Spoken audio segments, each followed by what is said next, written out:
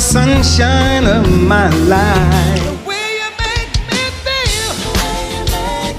The winner is, and the winner is, you are the sunshine of my life, Stevie Wonder. Stevie Wonder for Intervision. Stevie Wonder! When you talk about legends, real legends, Stevie Wonder's name isn't just in the conversation, it's leading it. Legend tonight. He's had 10 #1 hits in the U.S. and sold over 100 million records. Your album was the first CD that I ever took myself when I was 6 years old and put it in the CD player. Singer, songwriter, producer, musician, activist, humanitarian. Honestly, is there anything Stevie Wonder hasn't done? Hailing from the heart of Motown, Detroit, this man didn't just make music, he reshaped it. He's one of the most multi-talented, genre-bending, soul-stirring artists the city, and honestly the world, has ever produced. If you love Stevie Wonder like I love Stevie Wonder, I want you to stand up on your feet. 25 Grammy Awards, and that's not even counting the Grammy Lifetime Achievement Award he snagged in 1996. An Oscar. Yep, he's got that too, for his 1984 classic, I Just Called to Say I Love You, from The Woman in Red. Oh, and in 1989, he took his rightful place in the Rock and Roll Hall of Fame. Being inducted into this, the Rock and Roll Hall of Fame, is our commitment. But he didn't stop there. Hell no! In 1999, Stevie made history once again, becoming the youngest recipient of the prestigious Kennedy Center Honors. Before that, in 1983, he was inducted into the Songwriters Hall of Fame. And just to seal the deal, he picked up the Johnny Mercer Award in 2004 for his lifetime of groundbreaking, unforgettable songwriting.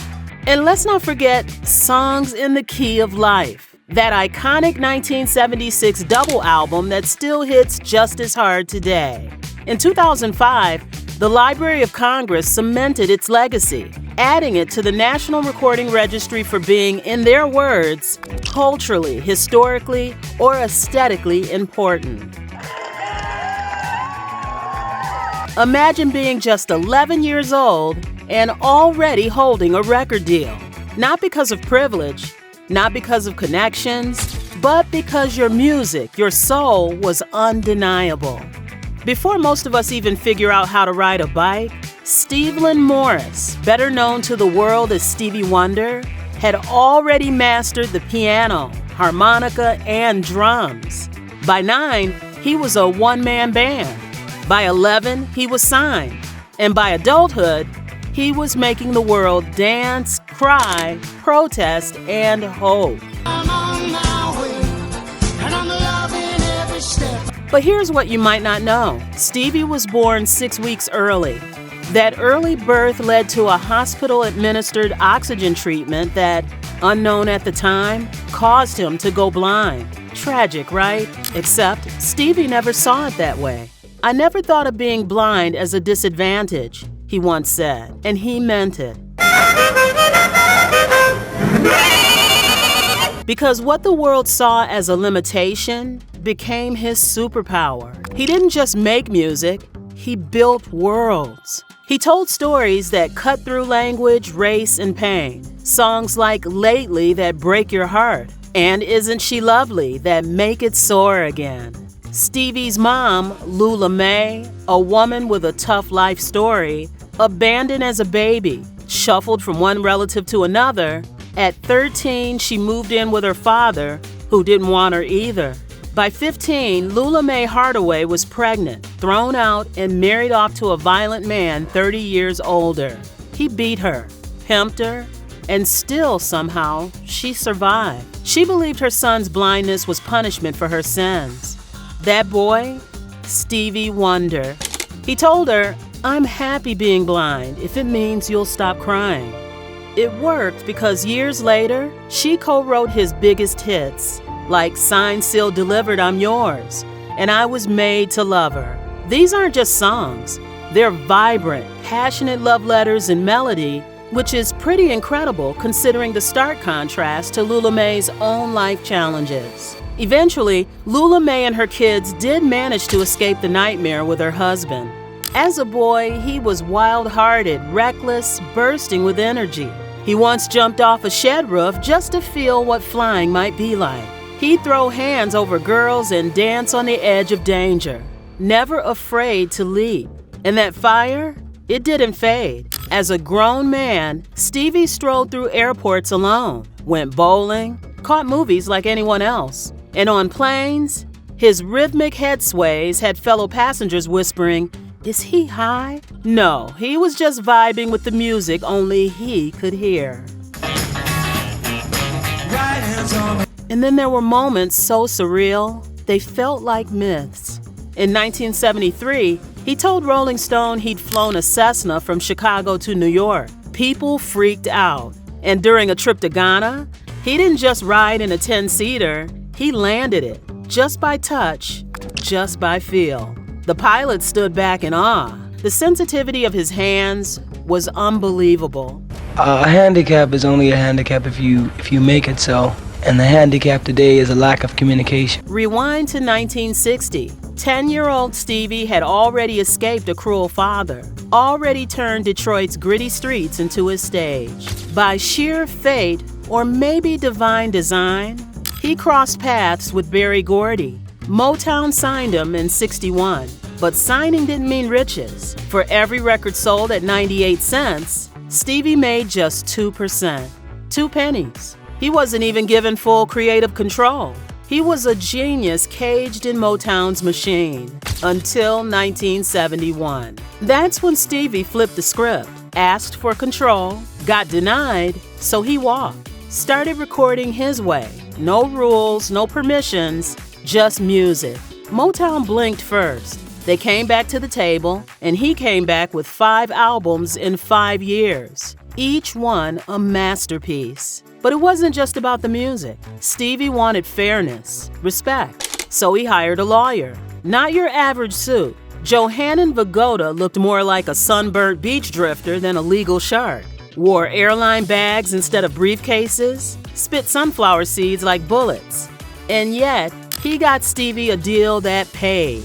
Too well. Because hidden in the fine print was a clause. Stevie would pay Vagoda's estate forever. Even after Vagoda died, Stevie and his children would be on the hook forever. And Stevie, he never saw that clause, literally. Vagoda read him the contracts, possibly skipped the fine print, possibly slipped it through in legalese. Stevie stopped paying. Vagoda's widow sued for $7 million. They settled quietly. Damn. There's some deep shit he got there. In the early 70s, Stevie Wonder was on fire. Motown had finally taken the leash off, giving him the freedom to dive deep into his own creative universe, and he ran with it.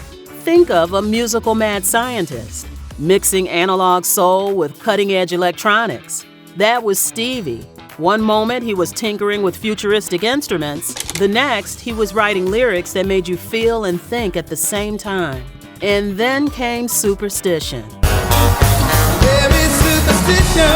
That track, it just didn't hit, it growled, it hypnotized. It was funky and fierce, powered by the clavinet, an instrument that basically sounded like a guitar and a keyboard had a funky baby. It was wild, it was fresh, and it was the first time most people had ever heard anything like it. Here's the twist. Stevie originally wrote Superstition for his friend, the legendary guitarist Jeff Beck. But when Motown's Berry Gordy got wind of it, he insisted Stevie had to keep it. And after a little convincing, Stevie did just that.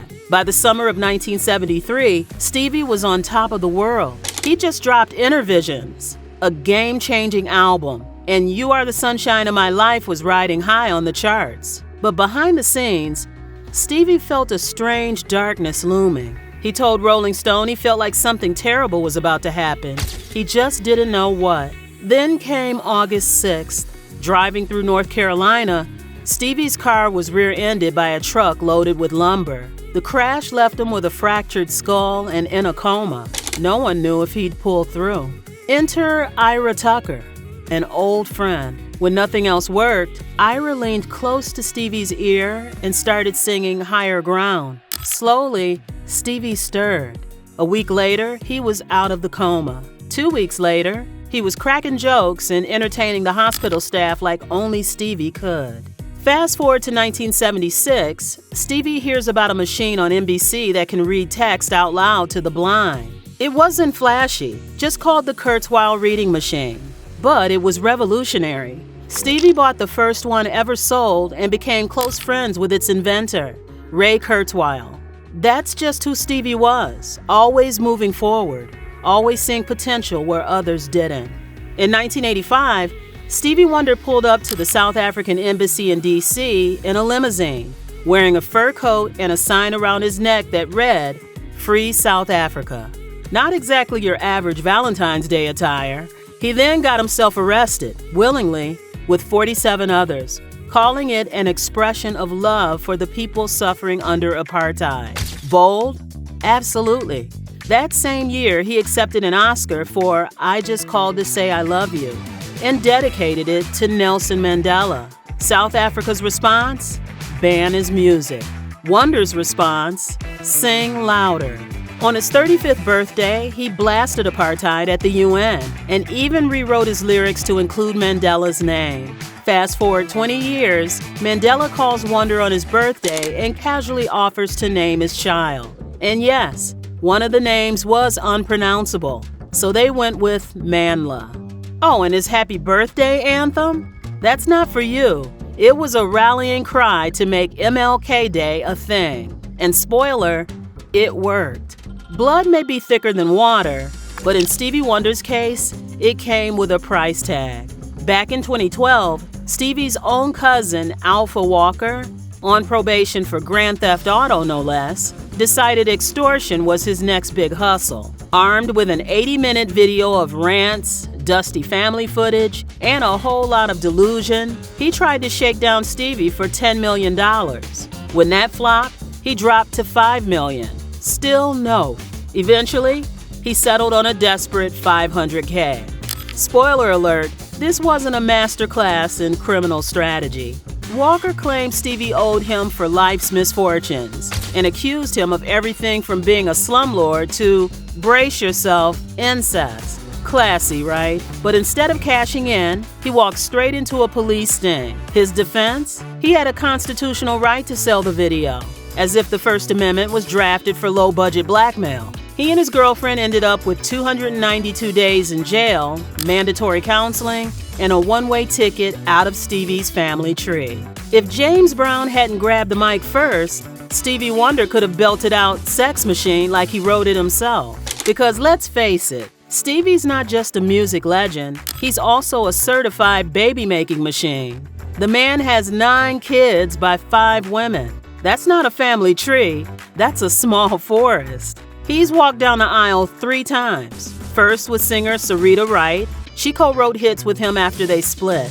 Then came fashion designer Kai Millard in 2001. Fast forward to 2017, and he married Tamika Bracey, who, just to keep things spicy, is the same age as his eldest child.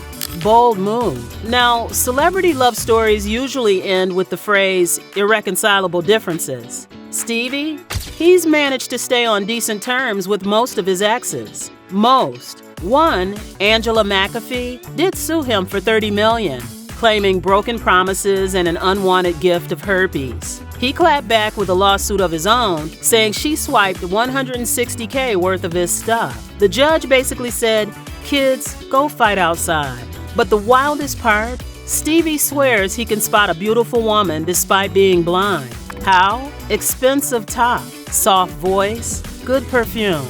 And if she's light on her feet, she's probably pretty. If not, his crew steps in to describe outfits and, yes, give booty briefings. Yet for all the drama, Stevie means it when he sings about love. And as he put it, no one's been a greater advocate for love than me, in music and in life. Judging by the track record, yeah, that checks out. Stevie Wonder's still got it, and about $200 million in the bank. These days, he's dropping soulful singles, touring for Unity, and even became a citizen of Ghana. Basically, while most of us are Googling how to retire early, Stevie's out here proving retirement is just a myth with better lighting.